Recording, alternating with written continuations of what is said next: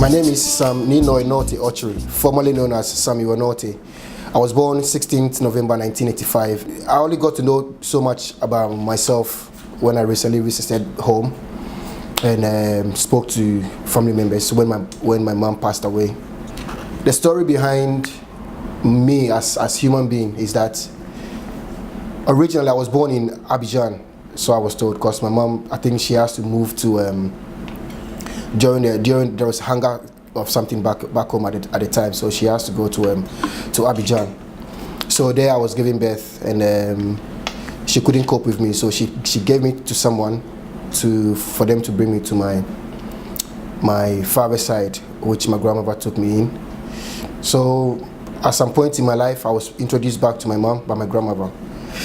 I got to know her. I didn't spend much time with her. My dad died before I even grew up, so I didn't get to know my dad. I understand he was a very busy man. He worked at the American embassy as an electrician.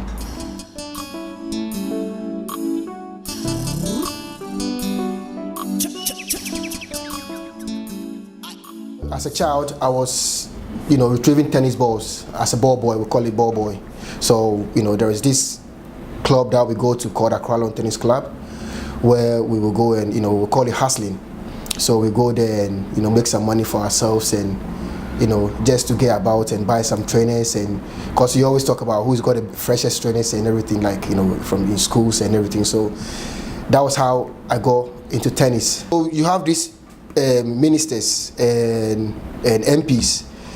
And at some point, we get to meet a lot of ambassadors, and because it's a very high-profile place. You have, every politician you know about in Ghana, and you have almost all the ambassadors playing tennis in that club. So to me, for a child of that age, I was about 10. It was a privilege to be around all these people.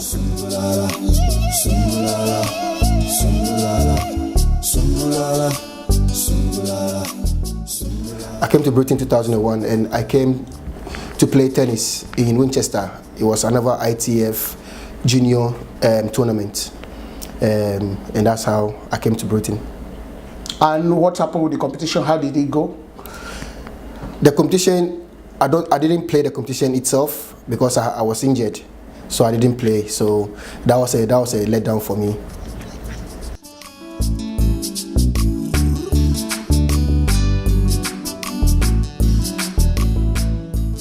You have to choose between surviving and following your dream, because dream comes with a lot of pain and stress and whatever, So I have to choose working and passion, because I have to support myself.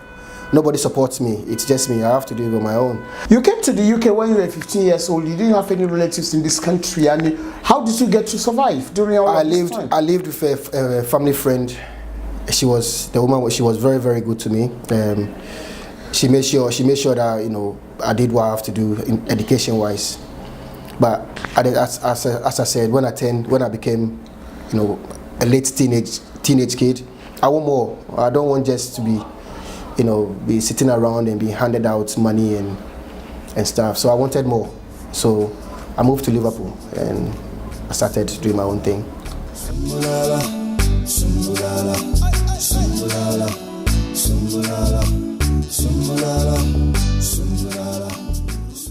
I've always cooked. I've always worked in a restaurant. Like I said before, I think I heard before, I used to work in Burger King when I was going to college. So I've always had an experience in that type of field. And it's the easiest job you can get as a black man.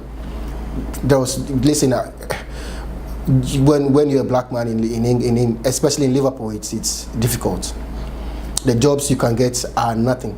Either chef. I didn't just went straight on to chef. I was working as a kitchen porter, and luckily the head chef that was there was good to me, that he promoted me to be a veg prep.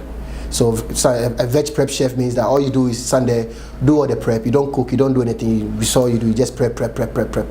You prepare like ingredients? Ingredients, yeah, that's all you do. Basically from 9 o'clock till that 11 o'clock at night that you're there, all you do is prep prep, and that's how I got into chefing. And since then, I've worked in big restaurants.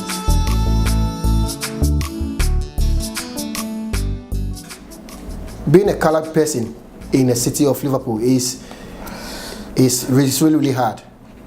I can give an example. When I moved to Liverpool, we lived in Tilbrook, and we had a lot of problems with some of the residents, some of the neighbors. Even a mate of my car got bombed.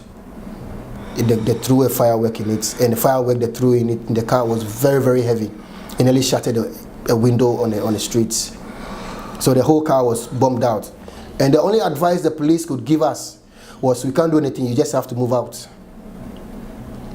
We can give you, they said, we can give you network of supports, people, like a network that can support you to get a place. But the police could not arrest the people because they didn't see them. Yeah, but they didn't even attempt to investigate.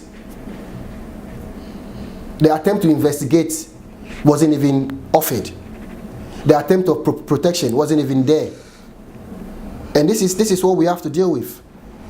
When I came to Liverpool, sometimes you go around town and you're the only black person. You barely see a black man. When you go out, the police segregate you, always tracking you, looking at what you're doing. Just sometimes comes and intimidate you just so they can arrest you.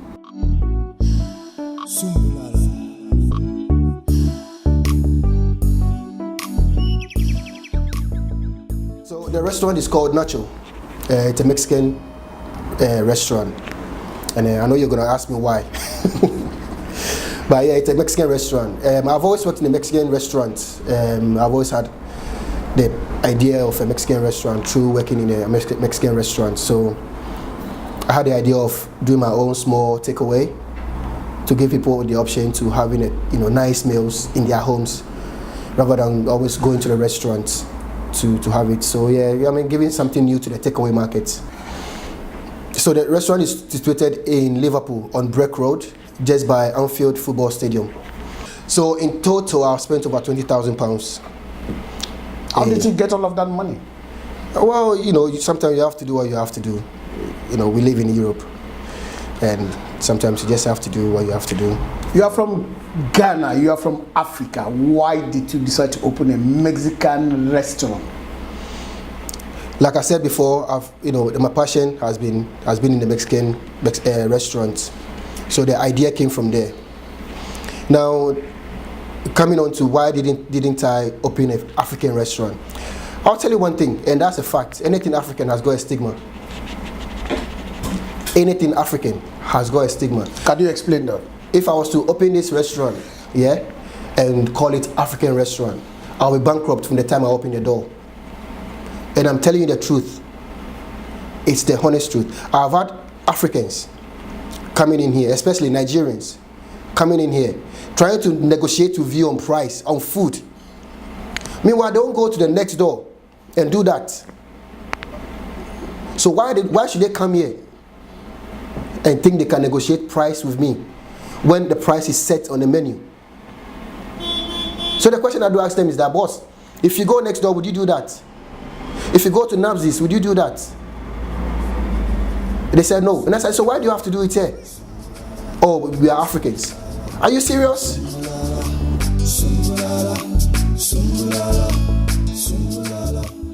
Oh, black girls, black girls, black girls. You don't even understand. Are you with a black girl? No, come on. I'm asking the question. Well, I'm asking you. I'm asking the question. So why there are young Ghanaian girls in this place? Well, if you answer my question, then maybe I'll get on to the point. I'm asking the questions. Hey, maybe you see you're laughing because you probably have had experience. Black girls, oh Jesus Christ. I don't even know where to start. Start now.